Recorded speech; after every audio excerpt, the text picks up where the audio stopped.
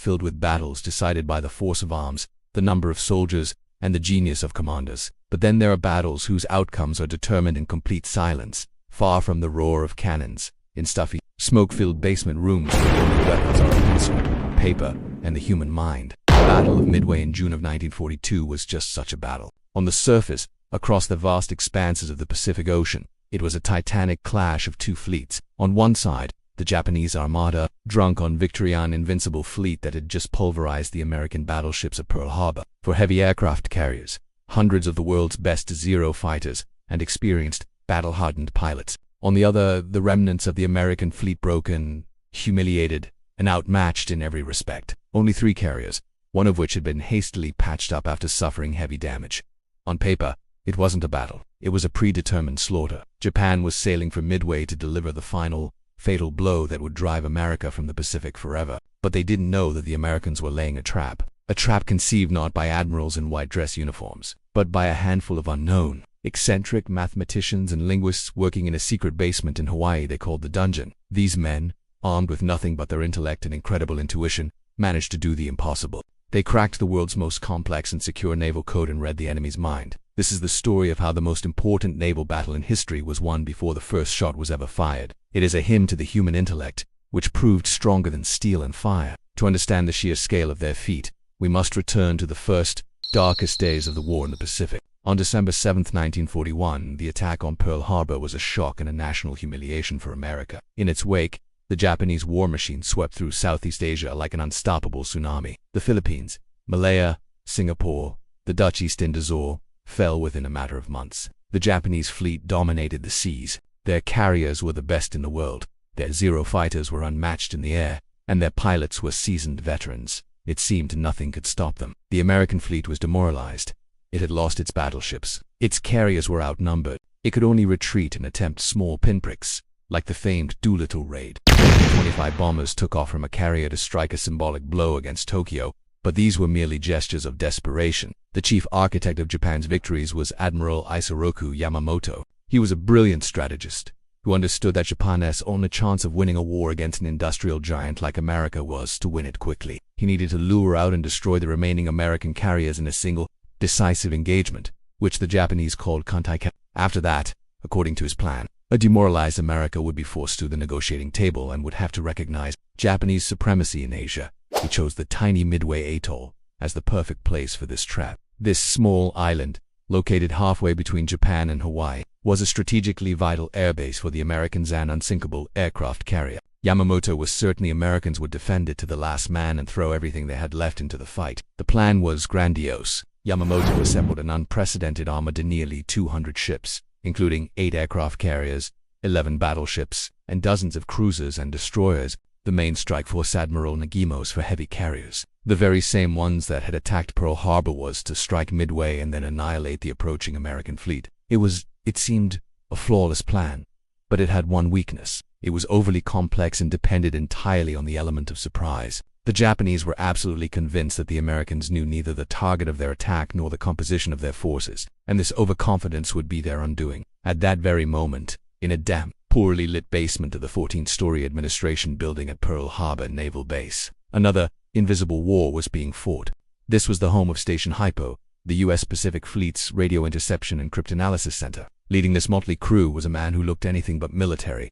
Lieutenant Commander Joseph Rochefort was a genius and an eccentric. He often came to work in a worn-out robe and slippers, and could go for days without leaving his office, surviving on coffee and cigarettes. He was obsessed with a single idea: to crack the Japanese naval code, JN-25. It was an incredibly complex cipher system. It consisted of a code book with tens of thousands of 5-digit numerical groups, each representing a word or phrase. But that wasn't all. Before a message was sent, these code groups were further encrypted using another book, a book of random numbers, and this second book was changed every few months. To break such a code, one had to first reconstruct the main code book and then find the key to the encryption book. It was a titanic task. Rochefort's team, composed of cryptanalysts, linguists, Japanese language experts, and even musicians from the disbanded band of the battleship USS California, worked at the limits of human endurance. They slept only a few hours a night, analyzing thousands of intercepted Japanese radio messages. They didn't try to decipher everything. They looked for patterns, recurring groups, and standard phrases at the beginning and end of messages. Slowly, piece by piece, Like archaeologists restoring an ancient mosaic. They began to understand the Japanese code. By the spring of 1942, they could read about 15% of any given message. It wasn't enough to understand all the details, but it was enough to grasp the general meaning and the outlines of a major operation in the works. Then, in May 1942, a mysterious code designator began appearing more and more frequently in intercepted messages. Rochefort and his team were convinced that AF was the main target of the Japanese strike.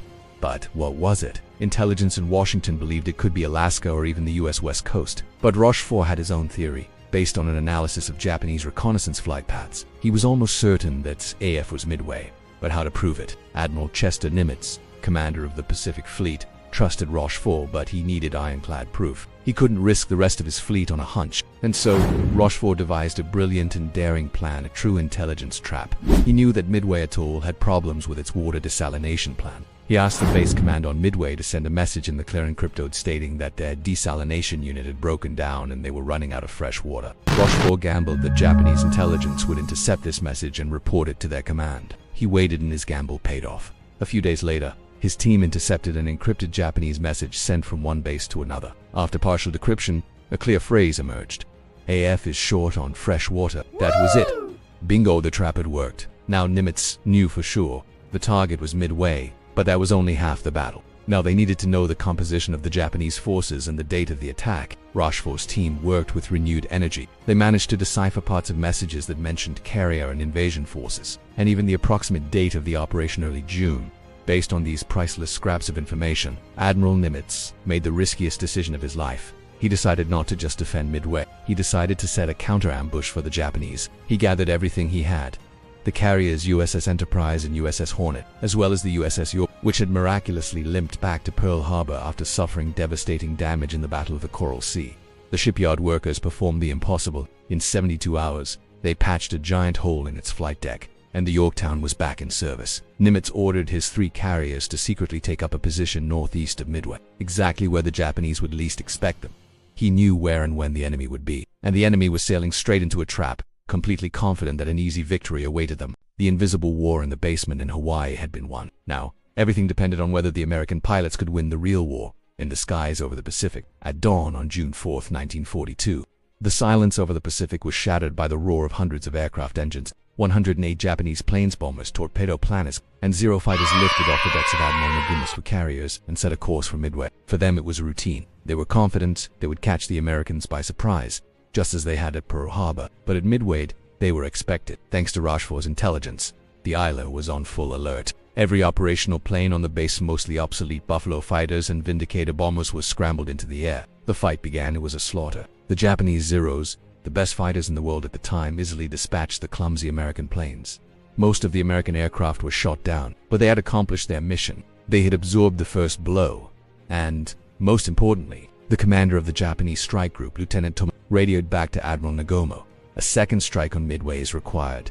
This was the first of the fatal mistakes. On the decks of the Japanese carriers, the second wave of planes was already standing by, but they were armed with torpedoes and armor-piercing bombs for fighting ships, which Nagumo expected to appear at any moment, but there were no American ships in sight. And Tomonaga's report demanded immediate action against land targets. And so Admiral Nagumo, unaware that the American fleet was already breathing down his neck, gave the order that would trigger a catastrophic chain reaction. He ordered the torpedoes and anti-ship bombs to be removed from the planes and replaced with high bombs for a strike in the airfield. Chaos erupted on the hangar decks. Hundreds of sailors began rearming the planes in a frantic rush. Huge, heavy torpedoes and bombs were removed from their racks and stacked right on the deck, next to fuel hoses and ammunition stores. In that moment, the Japanese carriers were transformed into giant powder kegs. And it was at this precise moment of chaos that a Japanese scout plane, whose launch had been delayed by a catapult malfunction, finally spotted what Nagumo had feared. It reported, 10 enemy ships sighted. Then, after an agonizing pause, came the clarification. Carrier sighted. For Nagumo, it was a shock. Where did it come from? How? All his plans were collapsing. Now he had to attack not land targets, but the enemy fleet. He gave a new, even more frantic order: stop the rear, remove the high explosive bombs, and remount the torpedoes. The chaos on the decks doubled. Meanwhile, the American carriers had already unleashed their predators. But their first attack turned into one of the most tragic and heroic chapters in the history of American aviation. The torpedo bombers went in first. The slow, lumbering TBD Devastator planes were living in act. They flew low over the water, at a speed of no more than 125 miles per hour, presenting a perfect target. Squadron after squadron, from the Hornet, Enterprise, and Yorktown, they pressed a suicidal attack. Swarms of Zeros pounced on them. They were torn apart by anti-aircraft fire from every ship in the Japanese formation.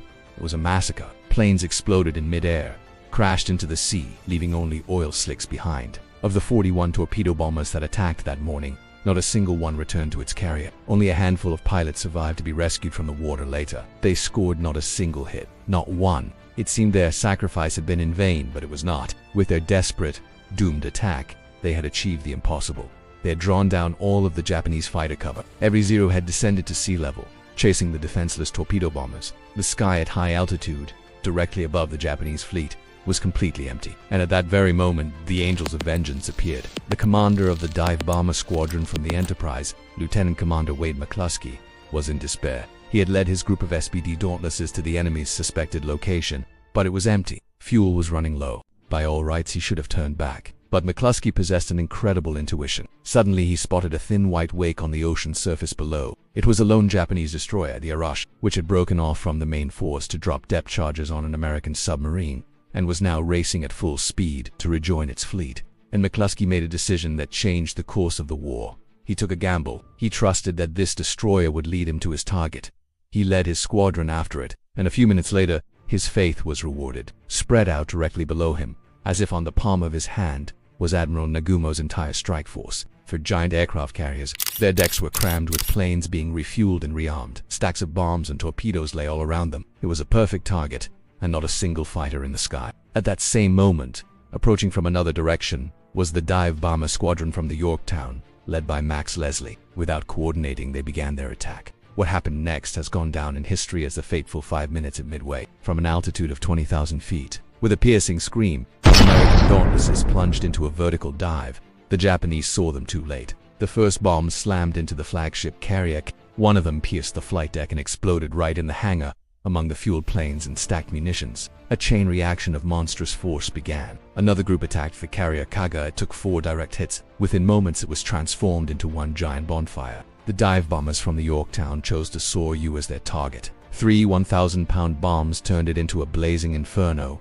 In 5 minutes, in just 300 seconds, 3 of Japan's 4 best aircraft carriers, the pride and joy of the Imperial fleet, were reduced to uncontrollable, burning wrecks. Admiral Nagumo, dazed and disoriented, was forced to transfer his flag from the burning Akagi to a light cruiser. He had lost control of the battle. But the Japanese still had one last ace up their sleeve. The carrier Hiryu, under the command of Admiral Tomoya Yamaguchi, one of Japan's most aggressive and talented naval commanders. It was positioned slightly apart and had escaped the first attack. Without losing a second, Yamaguchi ordered everything he had into the air. His planes found the American fleet and struck the carrier Yorktown. The American ship took 3 direct bomb hits and was heavily damaged. Fires broke out, but the Yorktown's damage control parties performed a miracle. In an hour, they extinguished the fires and patched the holes in the flight deck, and the carrier could once again launch and recover aircraft. The returning Japanese pilots reported to Yamaguchi that they had destroyed an enemy carrier, but when the second wave of Japanese planes arrived, they were stunned to see the same carrier, once again steaming at full speed. They attacked again, this time with torpedoes. 2 torpedoes found their mark. The Yorktown suffered mortal wounds, lost power, and began to list. The crew was ordered to abandon ship. Yamaguchi was convinced he had now destroyed 2 American carriers, and that the advantage was now his. But he didn't know that the Enterprise and Hornet were unharmed. American scouts located the last Japanese carrier, and Admiral Spruance, commanding the American task force, threw everything he had left at the Hiryu. It was the final act of the drama. 24 dive bombers from the Enterprise found their target. The Hiryu took 4 direct hits and erupted in flames, just like its sister ships. Admiral Yamaguchi, unwilling to survive the shame of defeat, chose to share the fate of his ship and remained on the bridge of the sinking carrier. By the evening of June 4th, the battle was over. 4 of Japan's best aircraft carriers, the backbone of the combined fleet, lay at the bottom of the ocean. With them perished hundreds of aircraft and thousands of Japan's finest pilots and sailors.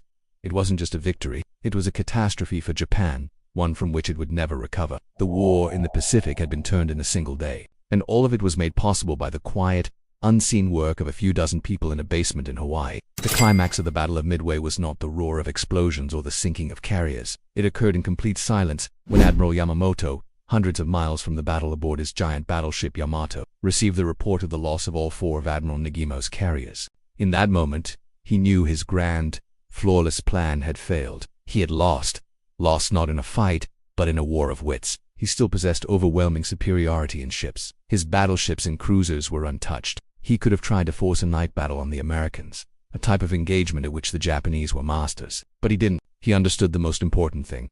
The element of surprise was gone. The Americans knew everything about him, and he knew nothing about them. In a state of deep depression, he gave the order for a general retreat. The greatest armada in the history of the Japanese Navy, without having fired a single shot from its main guns, was turning for home. It was an admission of defeat, not just in the battle, but in the very concept of the decisive battle. The American fleet, though it lost the carrier Yorktown, which was finally sunk by a Japanese submarine after the battle was over, had won a stunning, unbelievable victory. A victory that had seemed impossible that very morning. It had survived and was ready to continue the fight. The consequences of this victory were colossal. The Battle of Midway became the turning point of the entire war in the Pacific. Japan lost the strategic initiative for good. It would never again be able to conduct major offensive operations. From now on, it would be forced to defend. The industrial might of America, which Yamamoto had so feared, could now be unleashed in full force. New carriers, new planes, and new ships began to roll off American assembly lines in an endless stream. But Japan could not replace its losses. It had lost more than just for carriers. It had lost the flower of its naval aviation, hundreds of highly experienced pilots who had taken years to train. It was an irreplaceable loss.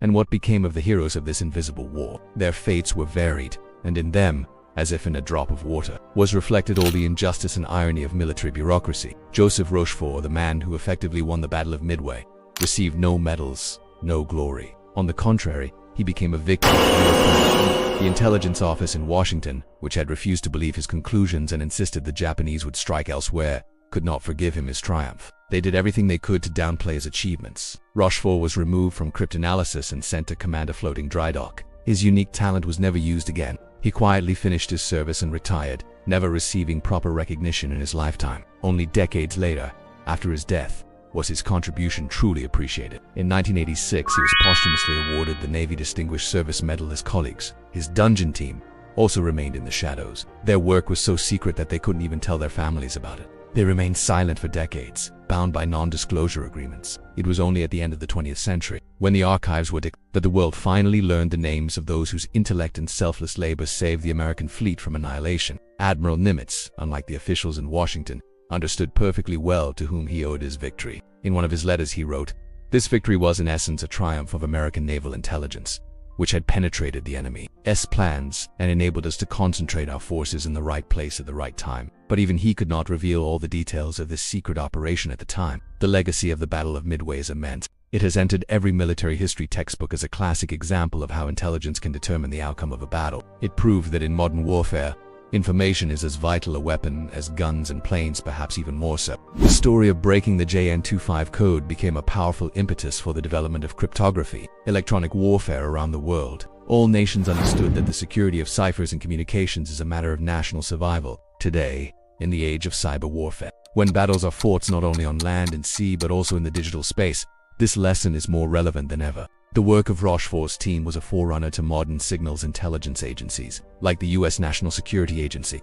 which monitor the airwaves around the clock, trying to unravel the secrets of their adversaries. The methods they used, frequency analysis, pattern searching, the use of cribs, formed the basis of modern computer-aided. But the most important legacy of this story is a human one. It shows that history is shaped not only by armies and fleets, but also by individuals whose intellect, intuition, and willingness to go against the grain can change the world. Joseph Rochefort and his team were not soldiers in the conventional sense, but their contribution to victory was no less than that of the admirals and pilots. They proved that true strength is not always in muscle and steel, but often in the ability to see what others do not, and to hear what is hidden behind the noise of the enemy's broadcasts. And when we speak of the Battle of Midway today, we must remember not only the burning carriers and courageous pilots. We must remember the quiet basement in Hawaii where a few geniuses hunched over tables piled with papers, snatched victory from the very heart of the Japanese cipher machine, proving that the most powerful weapon in any war is the human mind. Your support is very important to us. Please like this video and subscribe to our channel. And don't forget to hit the notification bell so you never miss our new videos.